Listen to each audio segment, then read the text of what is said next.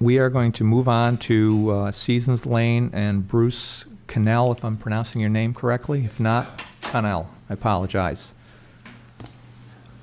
And Bruce, if you don't mind, I'm just going to ask you, based on the conversation we just had, are you speaking for the neighborhood, or should we expect that others will follow you at this point? I'm not an elected representative of the neighborhood. Okay. As you can see, we have a lot of concerned people in our neighborhood here, so we felt to be expeditious with the council because we know you're busy. We thought that maybe we could do it through me. We've had meetings. In fact, we had a meeting last night. And we tried to do a lot of that there, so we don't have to do it here. Right. And so that's what we're trying to do here. But we do have a lot of concerned people, and I'm not saying that they shouldn't get up here and ask their questions. I'm not saying that. That's not my jurisdiction. Yep. Okay, so if they want to get up and say something else, I think that the council should hear them. But we're trying to make this concise. It's an argument that we all feel very, very strongly about. Okay. And if I may, I put together an agenda that we're going to go over here tonight so that you can follow along. And we also have some pictures of our neighborhood and what's going to happen to it if this proposal by PSNH goes through. Thanks. Thank you. Thank you. Thank you.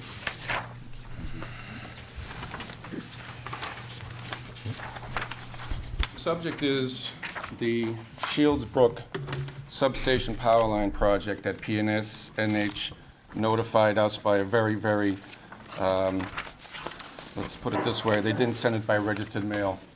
Okay, they put it in an envelope, and I didn't even get mine. I was informed by my neighbor that this was going to happen. I think that such an important thing should have been sent by registered mail by PSNH. I don't know if it's legal or not. I don't even know if they put a notice in the Londonderry Times about this project. But I don't know how much the council knows about this project. I know that you have, in talking with Andre in the planning department, I know that there has been some concern about this project, and I know that legal advice has been given to the town council as well.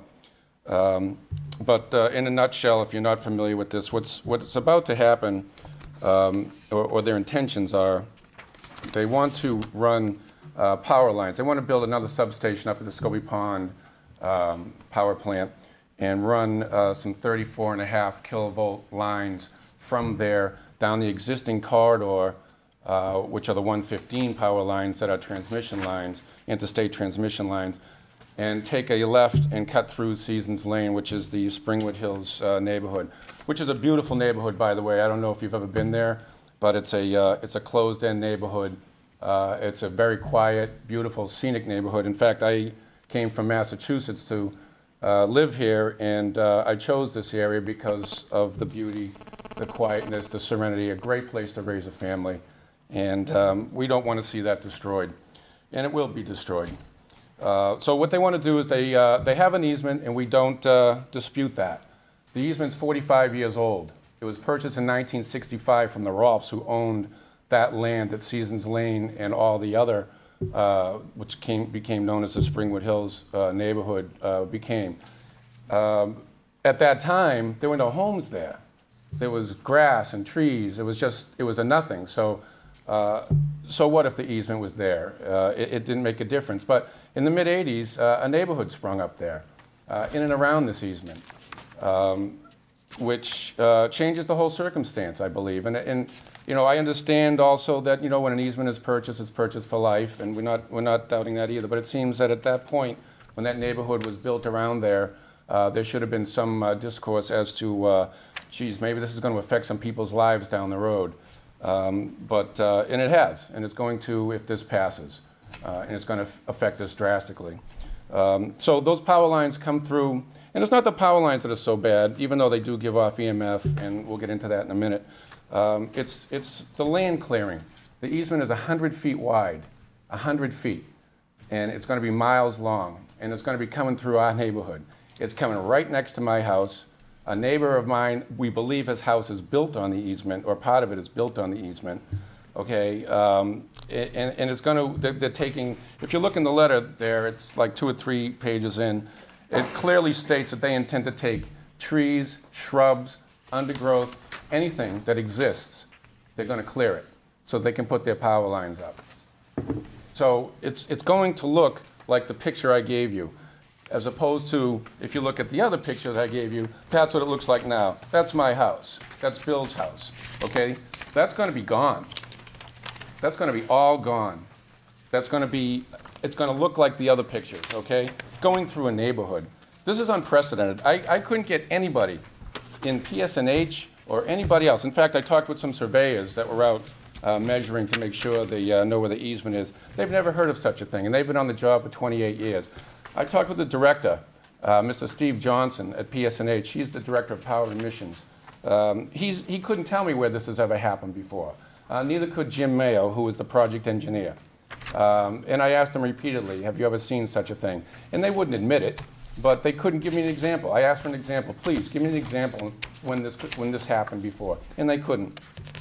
So it's obviously, you know, to go down the issues that we have, obviously, you know, I don't need to tell you what an eyesore this is going to be. Okay? I just don't.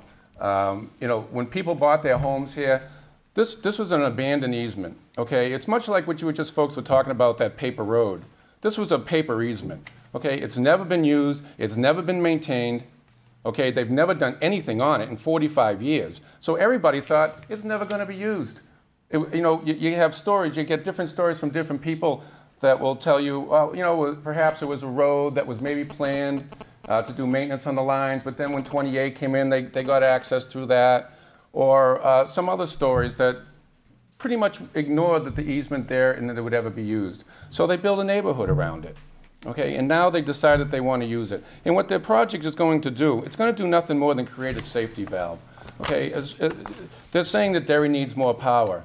I'm not a resident of Derry, and I don't know their community business, but I haven't seen a lot of new homes being sprung up in Derry. I don't know if they really do need more power. Again, I'm not in the power business, but it seems to me this is just basically a safety valve that they're trying to use in case one zone goes out. They can switch over to the Scobie Pond power plant and use that. And I also want to mention that this project doesn't serve Londonderry at all. Okay, this is a project that serves only Derry. They're coming through a Londonderry neighborhood to serve only Derry. Okay, and I think that should be a concern of all of us. Again, we don't dispute that they have the legal right of the easement. I've gone to Brentwood. I've pulled the easement up. It clearly states that they did purchase it many years ago and what it could be used for. We don't contest that. What we do oppose is the safety risk to the families and the grave impact that this easement and the building of these power lines and the clearing of this 100-foot easement is going to have on our neighborhood's environment and our property values, not to mention our property values, okay? That's another page in there. I had a market analysis done of my home. I'm going to lose a minimum of 20% when those power lines go up, and I'm never going to get that back. That's my home is the American dream. You invest in your home so that you have something to retire on. That's what we do that for. That's why people buy homes. They don't buy homes so that someone's going to run power lines through it 45 years later and lose 20, 30, 40%. I'm going to lose 20%. My neighbor Bill across the street, the power lines look like they're going to go right on his house. So God knows what he's going to lose. He'll lose everything. He'll lose absolutely everything. Issue number one. We're a landlocked neighborhood. I don't know if any of you folks have been to Seasons Lane. It's not a dead end, but a one way in and out. Thank you. One way in and one way out. If these lines cross that municipal road, which is Seasons Lane, they're also crossing over Summer Drive Circle. It's on the map that I gave you.